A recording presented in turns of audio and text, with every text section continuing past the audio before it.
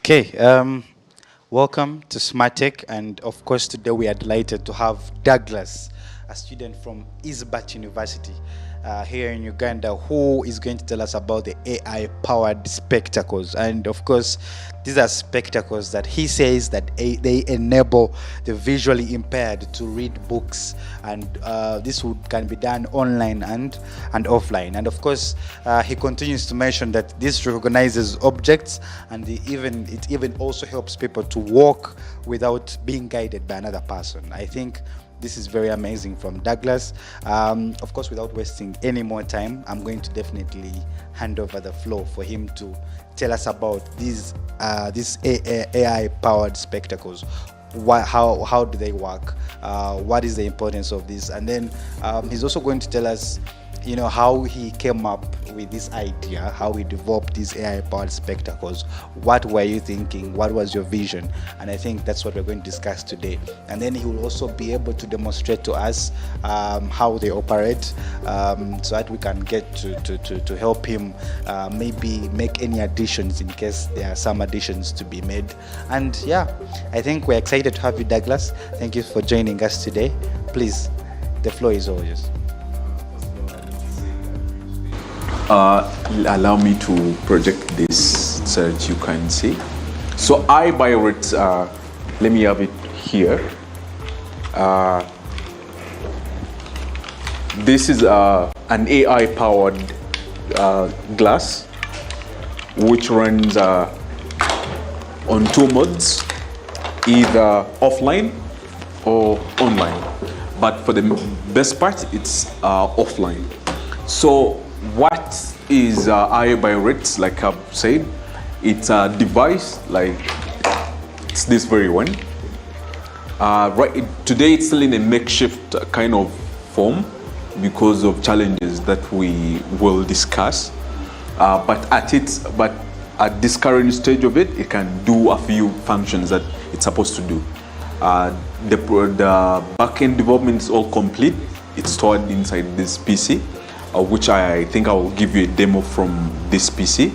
But with all this, we have videos that are where people were using it and it all worked properly. I think a picture is also there. That lady was using it to read the book and it was working very well. And some other people used it to to walk around. It was perfect. So why iBioRate? It takes us to, I think maybe we can follow from here the presentation outline where we're going. Let me head over to the problem statement. Last year, he's a media person. Last year in Uganda, we lost 11 pupils who perished in a fire that gutted their dormitory facility down in Mukono, just because they could not find their way out of the building in time. So iBioRate enables them to read books, whether the books are online or physically here. It helps them to recognize objects with full details, and they can also walk around here without anybody else guiding them. It's simple. You just have it on, and then you just issue out your commands, and it has very good algorithms there to recognize intents. For example, if I say to it that I think the beauty of the bits flowing around me distracted me from listening to you. Please forgive me and say it again. Read for me this. Read for me. Oops. Forgive my silly ears. So, I didn't hear you correctly. Please say it again. It's just basic commands that you issue out, and it will definitely recognize your intent and performs exactly what you want. Yes. So, like you can see here, we have offline voice recognition and voice synthesis. It's not like, I know you have an iPhone, I guess, where you are Siri. For you to recognize your intent, you must have internet, right? But this, we don't need that. Everything happens offline. All the object recognition, which employs a lot of deep learning, happens completely offline. All the posture and orientation information is given to you completely offline using the camera, all that, and also path finding and following. That's how you are able to walk around without asking another person to push you around, because you just have to put up the device on. And for example, say from here, I say I want to get out of here, and then the device will tell me to look around for where there's a door, and I think this would be the door, and then it will tell me, hey, this is how you're going to get to the door. The door is to your back, you have to stand up, take a turn, this and this, there's a table, like that, fully, until I am at the door, I open and I'm off.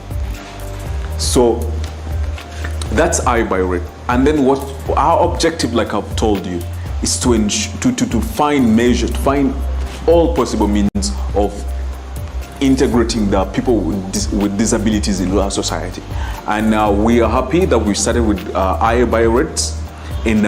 It's proven. We've had several tests where people came to the university to have trials with the device, and people have been blown away. People have been happy with the device. Are we going to have the tests as well? Yes, and it's one of the reasons. It's actually how he got to know about me, because people saw the potential in the device and they were like, wow. And people are sharing with their friends and sharing with their friends, and finally reached him. I saw he has a photo. I don't know where he got it from, but yes, it's just the power that this device has. And our focus with this device is not just to stop here, but also integrate into with other people with disabilities. For example, the Deaf Society of Uganda have already reached out to me, and we are now developing for them another device which will help the deaf people communicate with us who are not blind. So, like already said, the development track, like we've had several tests that people came and used the device, and they were all happy. And all of them, we will give them a test, and at the end of the test, we asked them, would you want to have this device? And everybody said they would want the device. And not just the blind people, just even normal people came and interacted and said, yes, we want it.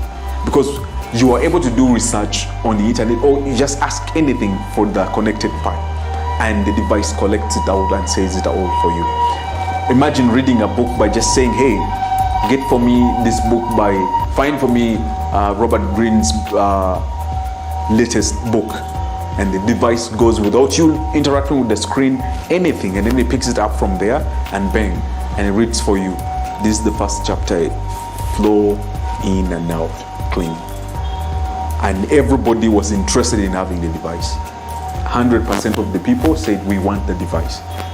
So, but there are also other devices outside there that might potentially do the same, like Ocam.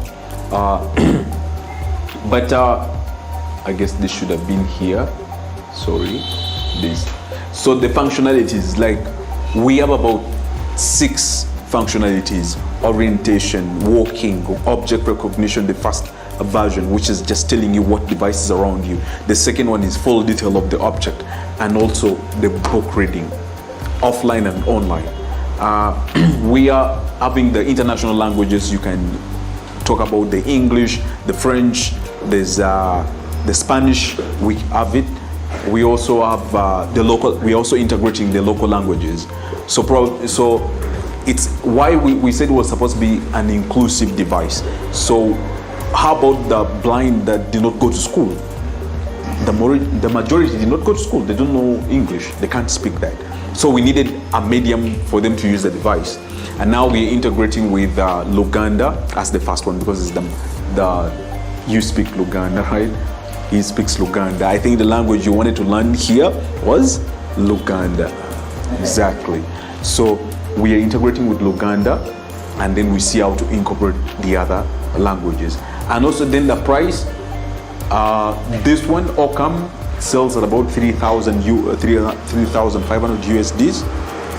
We have the Brailles, which is not a huge competitor to us, because it's just a feel thing. So that's why we all only us and the Ocam. So we intend to make ours as cheap as possible. Because we understand that the blind people of Uganda are not that, they don't have sources of income. So how do you demand such a person to pay so much amount of money? Our future plan, of course, is to reach out to the entire East Africa first. After combing the entire Uganda, then we go to the East African level, and then we expand to the global market, and we see how far we can have the impact there. With this technology, of course, it requires a lot of tech-oriented people, a huge pool of them. So our vision is to have a whole pool of those technical people in IT, and also integrate the other people, because we don't work alone. So this is not our vision. The body of this is not our vision. Just the prototype. Our vision is a much better looking device, small enough and comfortable, yet still accurate and in real time. So this is somebody who was using it. I don't know if I can get the audio.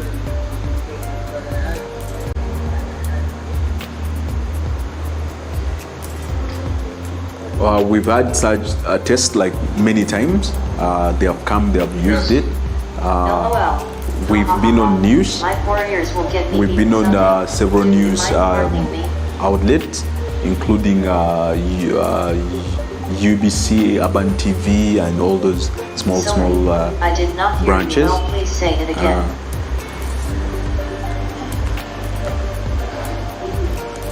So what do we need to make this impact in Uganda? We need around we need about 100,000 USDs, and the question is, for what? Why do you need all that amount of money? In Uganda, this is a good amount of money, by the way. It's a huge one. If you put this into Ugandan shillings, it's a huge amount. Like I've said, this is not our vision. We need to reduce this form factor to this small. So we need guys who can do PCB design, that's printed circuit board designing. And in Uganda, you don't get them everywhere. You don't get these guys everywhere. So it's running in this now. We can use a laptop. So it's running here now. LOL, ha ha ha ha. I think the beauty of the bits flowing around me distracted me from listening to you. Please forgive me and say it again. Excuse me, what is this? What is this? Just a second, please. Put that object at my camera. It refuses when I put it onto other power connection. But yeah, it's starting. But whenever I put it to this, it refuses to work. Though it started.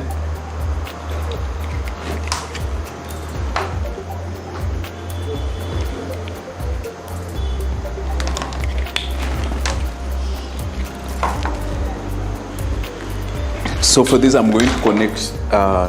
Oops, forgive my silly ears. I didn't hear I'm going to you pick correctly. Please say it again. I'm going to use this as the camera, which is this very one. So it's the same system that's inside here. Just that this refuses to start Forgive when my silly ears. it doesn't I have. didn't hear you correctly. Please say it again. Guys, the best way we can stay ahead of the curve when it comes to the world of technology is by staying tuned with SmartTech. SmartTech is here for you to make sure that you stay ahead of the curve. If you're a software engineer, if you're a developer, this is your space to understand what happens in the world of technology. I believe that everybody who has been watching this episode has learned so much about how we can maximize productivity using software tools. There is a lot we can learn when it comes to technology, and this is your space to learn more about technology and latest advancements in the digital space. Well, I will not say too much because time is against us, but I believe that we shall be back next Friday to give you more about how we can continue to stay ahead of the curve or ahead of everyone else in the world of technologies. Thank you for watching us. Stay connected on Smart 24 TV.